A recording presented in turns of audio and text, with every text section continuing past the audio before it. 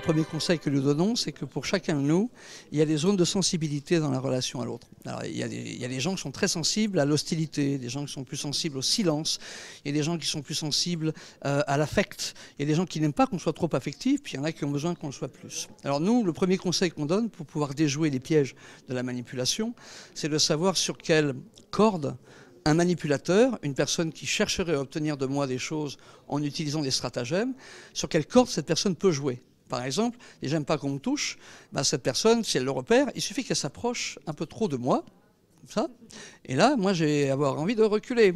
Et au moment où je recule, comme je suis très occupé à gérer mon émotion, qui est, mais qu'est-ce qui se passe, pourquoi il s'approche, j'ai plus de cerveau.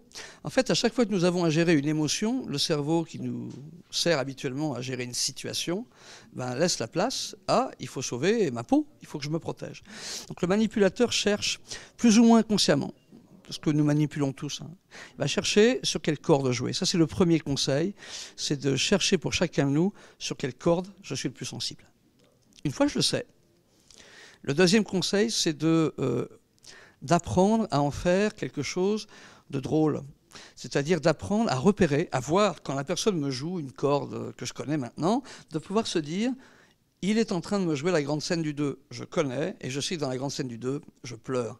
Donc, comme je le sais, je ne suis plus manipulé, je peux maintenant rentrer dans la danse et faire une contre-offre. Et notre troisième conseil est du coup d'apprendre les techniques.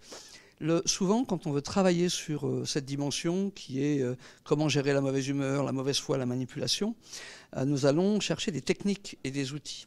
Et notre propos à nous, dans nos ateliers, est de montrer que les techniques ne servent à rien si je n'ai pas le cerveau.